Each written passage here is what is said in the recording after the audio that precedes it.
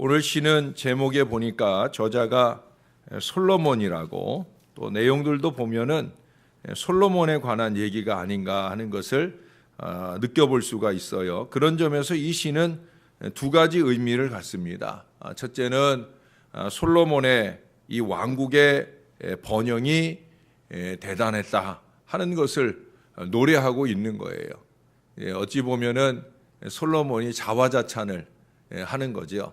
내 왕국은 이런 왕국이다 하는 것을 스스로 감사하기도 하면서, 그러면서 자랑하기도 하는 그런 마음의 시를 적고 있지 않나 하는 생각을 해보게 되어집니다. 그러나 또 한편 오히려 이 시에서 언급하는 이상적인 왕이라는 것은 솔로몬 자신이기보다는 장차 오실 메시아를 표현하는 것이 아닌가 하는 생각도 해보게 되어집니다.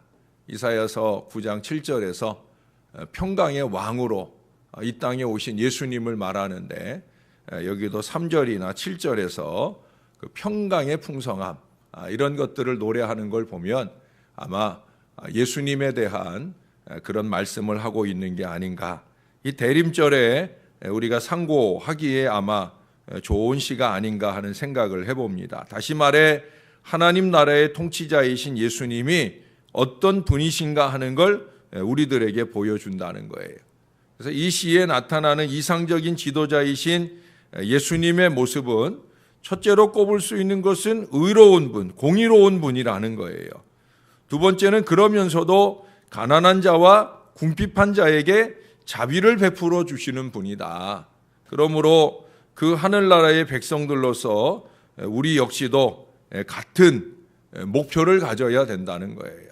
그것은 다름 아니라 공의로움, 그러면서도 가난한 자, 소외된 자들을 향한 따뜻한 마음, 이 두 가지 공의와 사랑의 속성을 우리 역시도 예수님에게서 배울 수 있어야 된다는 거예요. 그리고 그보다 더 중요한 것은 우리 하늘나라의 백성들로서 우리는 마지막 18절, 19절, 사실은 20절은 앞에 시까지가 솔로몬의 시고요. 20절 말씀은 이제 2권, 1권, 2권, 2권의 시를 정리하는 그런 의미로 이새의 아들 다윗의 기도가 끝나니라. 지금까지 우리가 다윗의 많은 시들을 봤잖아요. 그렇죠? 그 시를 정리하는 의미로 한 구절을 넣어 놓았다라고 보여지는 겁니다. 그래서 정말 중요한 솔로몬의 결론은 뭐냐? 아니, 우리 예수 믿는 자들의 결론은 뭐냐? 여기 18절, 19절 같은 찬양을 예수님께 돌릴 수밖에 없다라고 하는 거예요. 홀로 기이한 일들을 행하시는 여호와 하나님, 곧 이스라엘의 하나님을 찬송하며 그 영화로운 이름을 영원히 찬송할지어다. 온 땅에 그의 영광이 충만할지어다. 아멘, 아멘, 아멘. 예? 솔로몬이 만약에 이 18절, 19절을 빼놓고 앞에 17절까지만 노래했다고 하면 제가 서두에 말씀드린 것처럼 자화자찬이었을 거예요. 그러나 감사하게도 솔로몬은 마무리의 모든 영광은 하나님께. 언제나 이거예요. 제가 늘 자주 여러분들에게 강조하는 거죠. 예, 내가 했어요? 나만 했어요? 아니라고. 예? 이레베도 아니라고. 예, 하나님이 하셨어요. 하나님께 영광 올려드리는 거예요. 나의 최선은 다해야 합니다. 여러분들을 위한 저의 기도도 최선을 다해야 되는 거예요. 그러나 내가 기도했기 때문에 된 것이 아니라 하나님께서 영광 받으시기 위해 역사하시는 줄로 믿습니다. 이것을 종도 놓치지 말아야 되고 우리 모두도 잊지 말아야 돼요. 하나님이 영광을 받으셔야 돼요. 항상 모든 영광은 하나님께, 이 믿음을 놓치지 말아야 됩니다. 우리는 예수님을 통해서 오늘 이상적인 지도자들의 모습을 보면서 우리는 우리의 위정자들도, 또 교회 안에 목사를 비롯한 크고 작은 교회 지도자들도 이런 지도자가 좀 되게 해달라고 기도해야 할 것입니다. 자, 첫 번째 1절을 좀 보십니다. 하나님이여 주의 판단력을 왕에게 주시고 주의 공의를 왕의 아들에게 주소서. 자, 여기 말씀에서 보면 판단력이라고 하는 단어가 나와요. 이 판단력은 정의롭게 다스릴 수 있는 지혜를 말합니다. 자기 편의대로 판단하는 걸 말하는 게 아니에요. 자기 감정대로 판단하는 걸 말하는 게 아니에요. 여기 보면은 분명하게 그런 얘기를 해요. 주의 공의를 이라는 표현을 써요. 공의로운 판단이에요.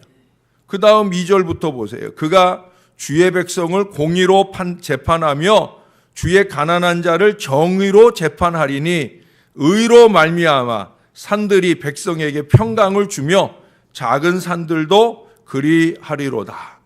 여기 산이라고 하는 것은 지도자를 얘기하는 것일 수도 있어요. 큰 산이든 작은 산이든 평강을 주는 지도력을 발휘하는 그런 지도자를 말하는 것일 수 있어요. 그것의 기준이 뭐냐? 예? 사람에 따라 달라지는 것은 공의로운 게 아니죠. 이 사람은 나에게 잘하니까 이 사람 위주로 생각을 말하는 것은 공의로운 게 아니죠. 이 사람은 나한테 못하니까 이 사람이 하는 건 다 틀렸다라고 생각하는 것은 공의가 아니에요. 공의로운 판단력. 여기는 1절에서도 공의, 2절에서도 공의, 정의, 3절에서도 의로 말미암아. 판단력의 기준이 뭐냐? 공의예요. 내가 생각할 때 옳은 게 아니란 말이죠. 공의. 누가 생각해도 똑같이 생각할 수 있는 그 공의로운 다스림, 그것을 말하는 거예요. 지도자는 큰 산이든 작은 산이든 큰 지도자든 작은 지도자든 이 공의를 놓치면 안 되는 거예요. 공의를 놓쳐버리면 자기 감정에 따라 판단하고 말하고 행동을 하면 그것은 올바른 판단이 되지 않는 거예요. 항상 똑같이 대할 수 있어야 되고 항상 똑같이 말할 수 있어야 되는 거죠. 무엇보다 중요한 공의의 기준은 자기에게 잣대를 대는 거예요. 과연 이 하나님의 말씀의 잣대가 나에게 있어서도 합의한가 하는 걸 따져보는 거예요. 나에게 있어서 먼저 이 말씀에 맞추어질 때, 그럴 때 다른 사람을 향해서도 똑같은 모습으로 대해질 수가 있는 거죠. 저는 선거 때가 되면은 항상 가슴이 아프고 답답합니다. 왜 가슴이 아프고 답답하냐? 서로가 서로의 문제들을 지적을 해요. 그러다 보면은 우리 백성들 입장에서는 참 누구를 뽑아놔도, 제가 늘 자주 쓰는 그런 표현 있잖아요. 그놈이 그놈이다. 그렇잖아요. 서로 지적해내는 그런 여러 가지 잘못된 모습들을 보자고 하면 뽑을 사람이 없는 거예요. 그러면 결국 어쩔 수 없이 누군가는 하나 돼야 될 텐데, 누가 되더라도 아유 참 우리는 참 큰일 났다, 그런 생각이 들 때가 많이 있어요. 물론 우리가 그래서 해야 될 일이 뭐냐? 여기도 그런 말씀을 해요. 15절에 보시면, 자, 여러분들이 15절을 읽어주세요. 아마 제가 이걸 잘못 켰는지 이걸 좀 꺼주세요. 내가 저쪽 걸 켜려고 그랬는데, 예. 이걸 켜놓으면 입이 너무 바짝바짝 말라요. 그래서 제가 이거를 늘 신경을 쓰는데 아마 잘못 켜졌는지, 아니면 누가 제가 추울까봐 저를 위하느라고 켜놨는지. 자, 15절을 여러분이 한번 읽어주세요. 시작.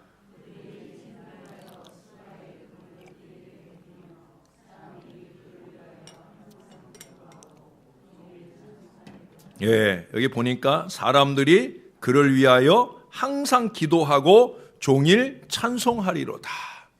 결국 우리가 잘 뽑았느니 못 뽑았느니, 뭐 이것이 옳으니 그르니, 이것보다 우리 믿는 사람들이 먼저 할 일은 다른 거 없어요.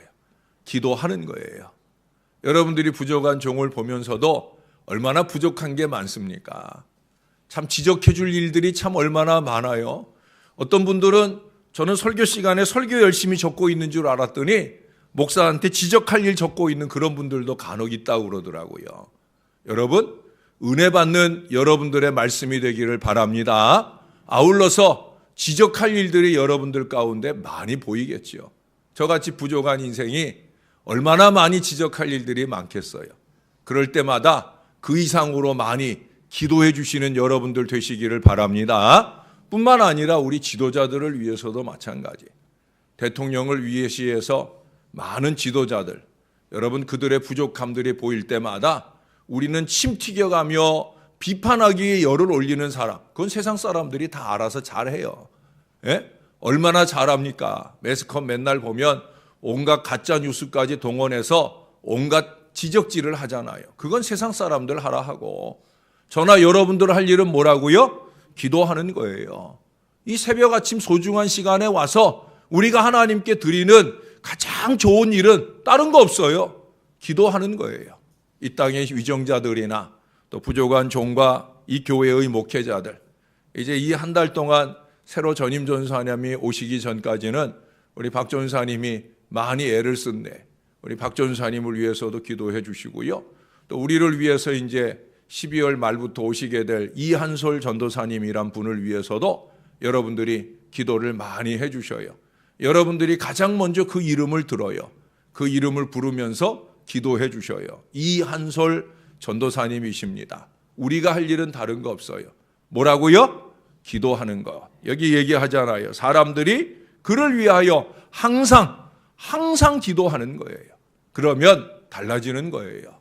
목회자의 목양이 달라지는 거고요. 이 땅의 지도자들의 지도력이 달라지는 거예요. 공의로운 판단을 가지고 모든 성도들을, 모든 백성들을 똑같이 대하며 하나님의 뜻을 잘 이루는 위대한 목회자도 되고 또 위정자도 되는 역사가 나타나게 될 줄로 믿습니다.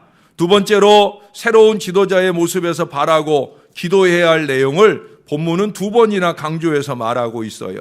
4절에 보니까 그가 가난한 백성의 억울함을 풀어주며 궁핍한 자의 자손을 구원하며 압박하는 자를 꺾으리로다. 12절부터도 보셔요. 그는 궁핍한 자가 부르짖을 때 건지며 도움이 없는 가난한 자도 건지며 그는 가난한 자와 궁핍한 자를 불쌍히 여기며 궁핍한 자의 생명을 구원하며 그들의 생명을 압박과 강포에서 구원하리니 그들의 피가 그의 눈앞에서 존귀히 여김을 받으리로다. 보통 선거 때가 되면 또 연말연시가 되면 선전용으로 방송용으로 고아원이나 양로원을 찾아보는 그런 모습을 말하는 게 아니에요. 재벌이나 특권층이나 도시 상류층을 위한 그런 행정을 말하는 게 아니란 말이죠. 저소득층과 도시 빈민층과 가난한 농촌 경제를 위한 모든 노력을 기울이는 그런 모습을 우리는 바라고 기도해야 된다는 거예요. 하나님으로부터의 사랑에 기초하여 온전한 복지 정책을 추구할 수 있는 역사를 소원할 수 있어야 된다는 거예요. 예수님께서도 가난한 사람, 목마른 사람, 고난당하는 그 소자에게 해준 것이 곧 예수님에게 한 것이라고 그렇게 강조해서 말씀해 주셨잖아요. 예수님은 언제나 작은 것에 관심하고 있어요. 오늘 저녁에 예배 속에서도 우리가 그런 말씀을 들을 터인데 예수님의 관심은 큰 것이 아니에요. 예수님의 관심은 메모드가 아니란 말이에요. 예수님의 관심과 시야는 언제나 작은 것, 작은 자들에게 향하고 있다는 거예요. 부족한 종이나 이 땅의 위정자들의 시야가 항상 그렇게 작은 자들을 향해 열려 있는 시야가 되기를 위해 기도해 주셔요. 외롭고 소외된 이들을 향해 부족한 종의 손이 얹혀지기를 위해서 여러분들은 기도를 많이 해 주셔야 될 거예요. 여러분들이 따돌리는 사람, 목사는 그런 사람들에게 가까이 다가갈 수 있는 그런 목사가 될 수 있도록 여러분들은 기도해 주시기를 부탁을 드립니다. 아울러 여러분들의 시선도 가급적이면 우리 교회에 누가 소외되어 있는가 하는 것을 바라보고 그들을 향해 마음을 여는 건강한 신앙이 되었으면 좋겠어요. 따돌리는 일에 오히려 앞장서고 소외시키는 일에 오히려 적극적인 이런 어리석은 인생으로는 신앙생활하는 게 아니에요. 그건 그냥 교회 생활하는 거죠. 아니 교회만 나오지 세상 생활하는 거하고 하나도 다를 게 없는 거예요. 사랑하는 여러분, 저나 여러분들은 신앙생활해야 됩니다. 신앙이라는 것은 뭐냐? 작은 것에 관심하는 거예요. 소외된 자들에게 관심하는 거예요. 손 내밀어 그들의 친구가 되어주고 동료가 되어주고 가족이 되어주는 거예요. 저의 신학교 선배님 가운데 이상양 전도사님이란 분이 계셔요. 이분은 전도사로 생애를 마치신 분이에요. 이분이 여러분들에게 제가 한 2번 정도 소개를 해드렸을 거예요. 지금은 이제 난지도가 다 아름다운 꽃밭이 되어졌지만 옛날에는 그 쓰레기산 주변에 많은 빈민들이 살고 있었던 걸 여러분 아실 거예요. 그게 벌써 30년, 40년도 더 전의 일입니다. 이상양 전도사님이 돌아가신 지 이제 41년 지났습니다. 41년 이전에 이분은 48년 전이라고 해야 되겠죠. 바로 그 난지도 뚝방촌에 삶의 자리를 정하게 되어집니다.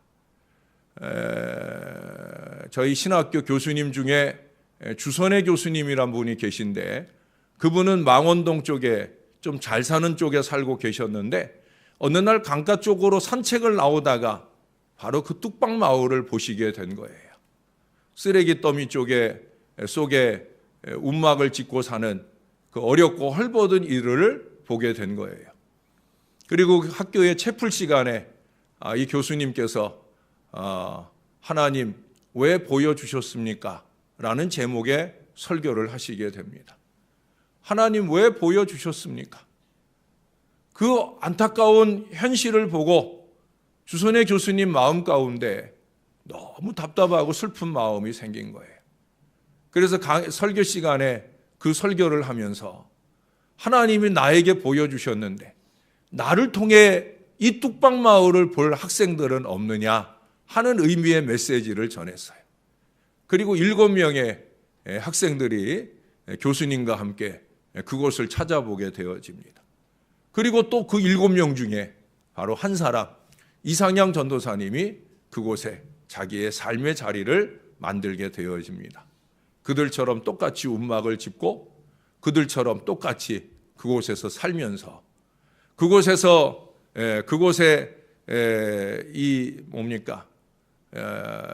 옛날 똥차, 이 분뇨차가 거기에다 분뇨를 쏟아붓고 나면 그 차가 이제 이 광장동 쪽으로 이렇게 학교 근처로 갈 때 그 차를 얻어 타고 학교에 등교를 하게 되고, 그리고 학교 가면은 야, 너한테서는 왜 이렇게 더러운 냄새가 나냐 소리를 들어가면서 그곳을 섬기셨던 그런 분입니다. 이분이 그곳을 섬기기 시작한 지 얼마 안 돼서 아마 거기에 있는 많은 쓰레기를 견뎌내기는 이분의 생전의 모습을 보면 바짝 말랐어요. 키는 크고 바짝 마르신 그런 모습이었어요. 근데 이분이 아마 거기서 한 1년여간 지내는 동안에 이 폐병을 앓은 것 같아요.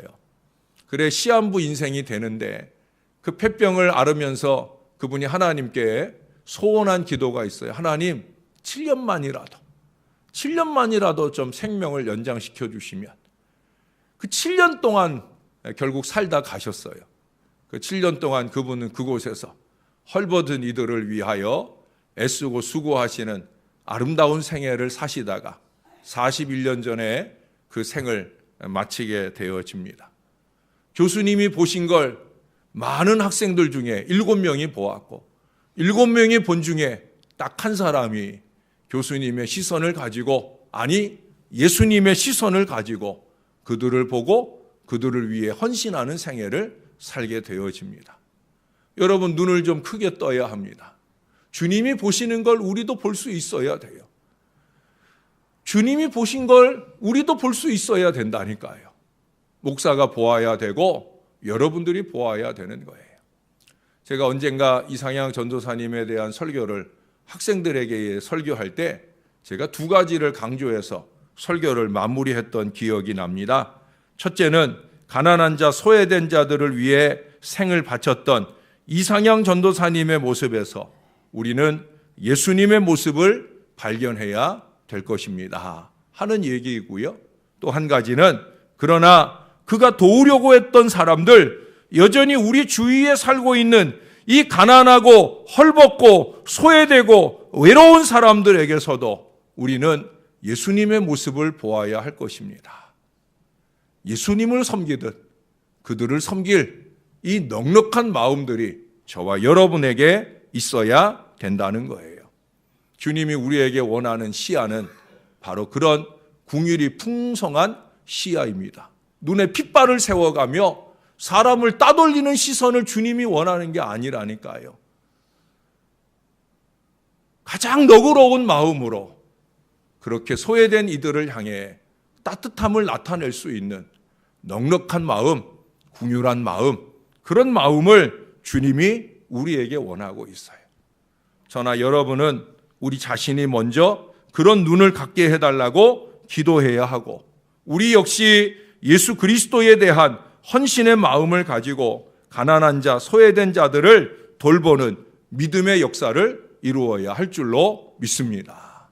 사랑하는 여러분, 교회가 행복한 공동체, 평강의 공동체가 되기를 바라는 것은 너나 없는 똑같은 마음이에요.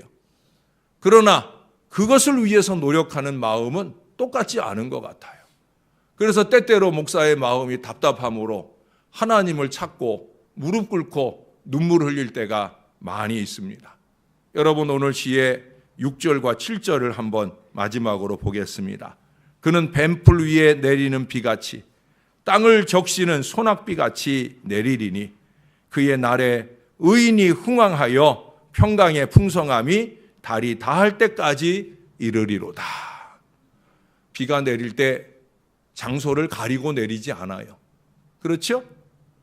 뱀풀 위에 내리는 비같이 땅을 적시는 소낙비같이 이 비들이 내릴 때 장소를 가리고 내리지 않는다는 거예요. 마태복음 5장에서도 예수님께서 하나님의 온전하신 같이 우리도 온전하라고 하시면서 그 앞에 주시는 말씀이 뭐예요? 하나님의 온전한 속성을 해와 같이, 비와 같이 표현을 했어요. 비가 가리지 않는다는 거죠. 햇빛이 가리지 않는다는 거예요. 똑같이 공평하게. 똑같이 공평하게. 저는 제 기도 노트를 펼칠 때마다 그 마음을 놓치지 않으려 노력합니다. 저에게 주신 모든 양떼들 똑같이 공평하게 저의 기도의 소낙비를 그들과 그들의 가정과 사업 위에 쏟아붓기를 원하는 간절한 마음으로 기도하고 있어요. 여러분들도 마찬가지여야 합니다. 왜? 아버지의 온전하심이 그랬으니까. 또 그분의 온전하심 같이 우리가 온전하기를 원하시니까. 주님의 온전하심은 뭐냐? 소낙비같이 똑같이 내리는 그 은혜를 함께 나누며 주님의 평강으로 넘치는 공동체를 만들어 가야 합니다. 사랑하는 여러분, 따돌리는 장면을 보는 것이 목사의 가장 큰 괴로움이에요. 사랑하는 여러분, 주님이 주신 주님의 동산 우리 신월제일교회는 그렇게 가난한 자, 소외된 자, 외로운 자들에게 똑같이 공평하게 넉넉한 사랑이 나누어지는 기도의 사람, 신령한 사람, 사랑의 사람, 예수님의 온전함을 닮아가는 그런 믿음의 사람들이 항상 넘쳐나는 아름다운 교회가 될 수 있기를, 또 이와 같이 어려운 때 좀 넉넉한 마음으로 세상을 향해 섬길 수 있는 믿음의 재단이 되어질 수 있도록 여러분들이 더 많이 기도해 주시기를 우리의 구주 예수님의 이름으로 간절히 축원합니다. 기도하겠습니다. 좋으신 아버지, 우리 부족한 인생들을 품어 안아 주시고 구원해 주신 것 다시 한번 감사합니다.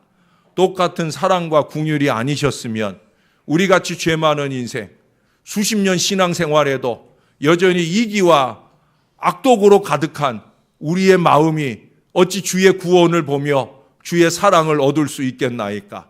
주님의 사랑 때문에 오늘도 우리가 여기 있음을 생각하고 감사합니다.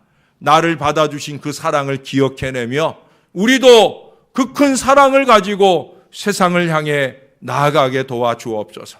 넉넉하지는 않아도 많이 부족하지만 그래도 공평한 마음을 가지고 모든 이들을 대하게 도와주옵소서. 나한테 잘하는 사람만 좋은 사람이 아니라 모든 사람이 다 나의 사랑의 손길을 받아야 할 사람인 걸 기억하고 그들을 위해 기도하고 그들을 위해 섬기고 나누는 넉넉한 마음들을 키워가는 이 부족한 종이 되게 하시고 여기 사랑하는 모든 교우들이 될 수 있도록 은혜를 베풀어 주옵소서. 우리는 기도의 사람입니다. 이 추운 날 우리를 기도의 사람으로 불러주신 것을 감사합니다. 우리도 다윗처럼 솔로몬처럼 기도의 사람다운 아름다운 믿음을 갖게 하여 주옵소서.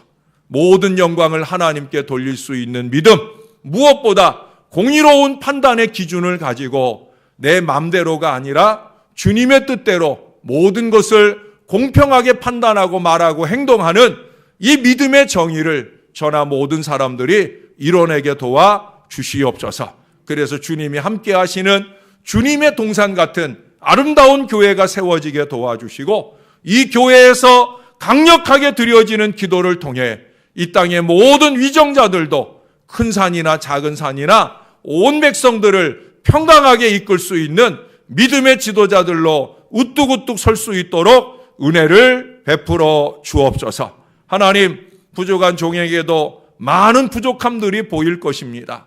성도들의 기도가 필요합니다. 얼마나 더 많이 필요하겠습니까? 새벽 용사들의 뜨거운 기도가 종을 지켜내게 도와주시고, 이 교회를 목양하는 내내 하나님의 모든 백성들에게 은혜와 평강을 넘치게 끼쳐줄 수 있는 능력의 종이 이 사랑하는 종들의 기도를 통해 이루어질 수 있도록 축복해 주시옵소서. 추운 날씨 가운데 오고 가는 주의 백성들의 육신을 건강 가운데 지켜주시고, 더욱더 뜨거운 은혜로, 은혜의 기운으로 안전하게 인도하여 주시옵소서. 감사합니다.